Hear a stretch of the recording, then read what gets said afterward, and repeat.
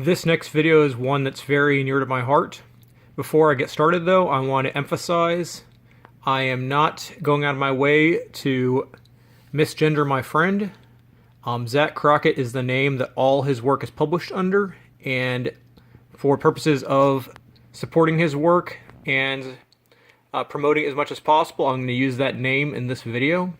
But they are a very good friend of mine. I have been working with them for years. I've met Zac in person a bunch of times, and I hope to keep the friendship going. So, with that in mind, I'm going to promote this self-published work, Opey the Warhead. Now, you may have seen some other work by Zac Crockett, specifically, most recently, in Amazing Forest number 3 anthology by IDW, he did a short story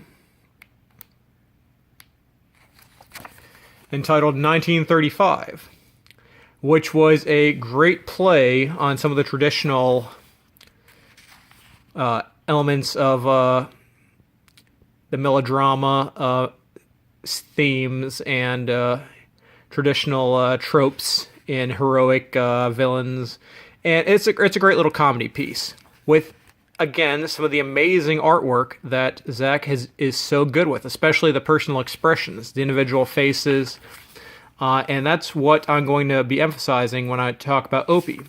But aside from this little piece, you may have also seen a promotional piece, or not a promotional piece, but a personal piece he did to submit to Heavy Metal as part of a contest. And I got a couple pictures from that. It's due to the fact that for Heavy Metal, obviously, it's not necessarily safe for work all the way through, but that is one of the great things about Zac's art, is his love of detail, especially when it comes to the female form. And I swear, his female characters he can draw them like nothing else you've seen, especially compared to what's going on in SJW Marvel right now.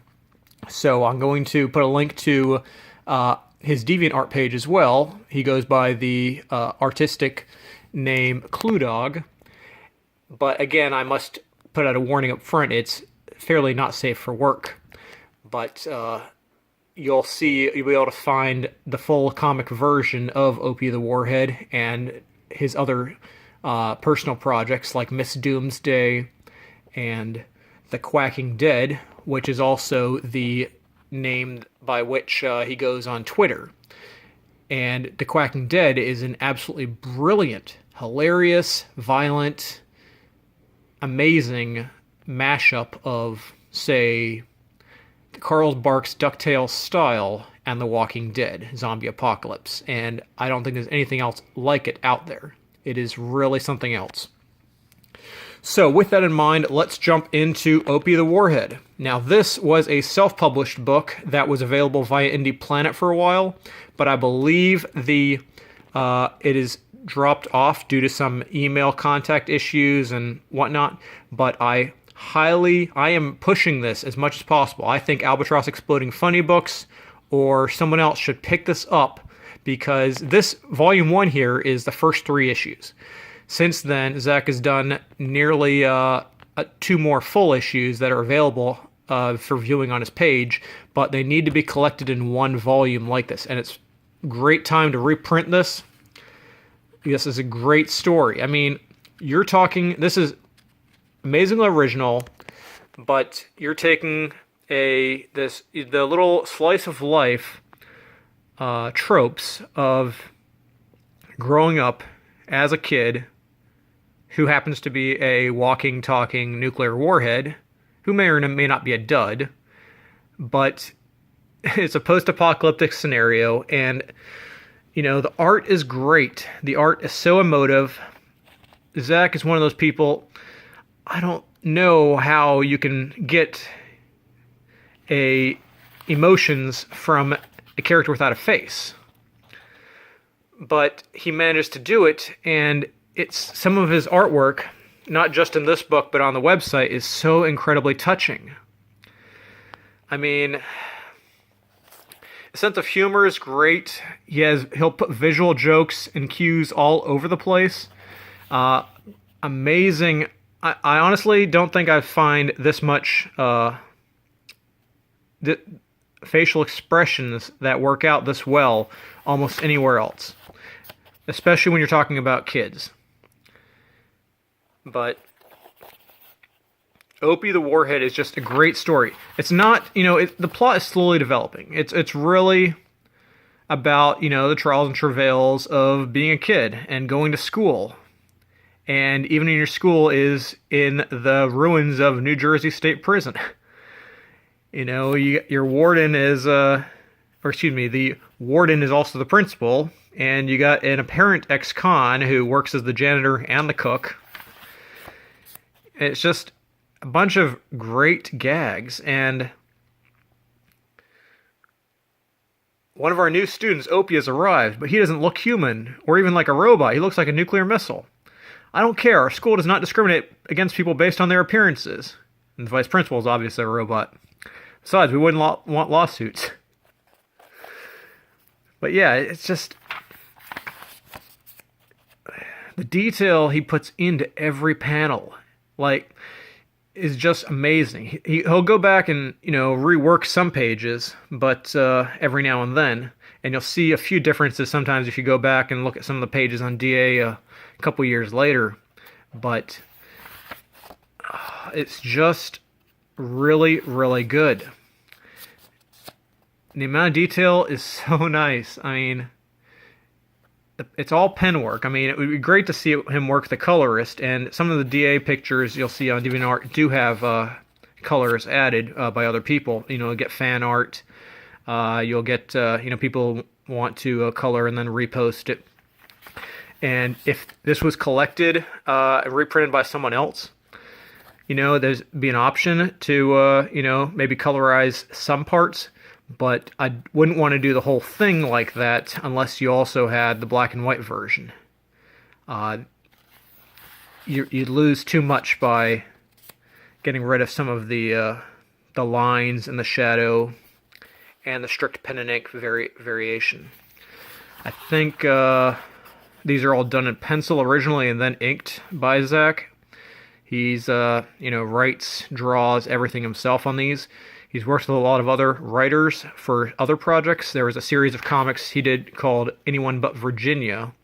I don't remember the writer's name, but you can find all of those on DeviantArt as well. But unfortunately, I don't think it's still they were put out in hard copy, I believe, but I don't have the details about that right now. I'll have direct links to some of the galleries, so you can bypass some of the if you're at work or at a place where where it might be an issue looking at other types of pictures. So yeah, it's a post-apocalyptic scenario. It's far-flung future. All kinds of stuff has gone on and changed, but kids are still kids. It doesn't matter. I mean, you're gonna have bullies. You're gonna have freaks. You're gonna be different. Try and get away from what's going on. But that's what being human is. That's what growing up is. Even if you're a nuclear missile, you're still a kid. You're still dealing with the same things. Just like some of the anime slice of life things, some of the...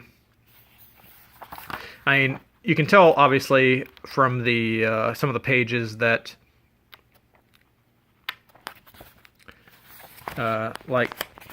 he does like to include the artist insert at the back of the each issue, just like you'll see in some manga books. So I think, if I remember correctly, he did spend some time in Japan as well, and the inspirations are all there as well. The styles of being expressions, the emotions. But yeah, so this first volume, which is, like I said, out of print, unfortunately, is only the first 3 issues. And 4th issue in full is available. 5th issue, I really hope Zac winds it up, because I really want to see some more of the origin.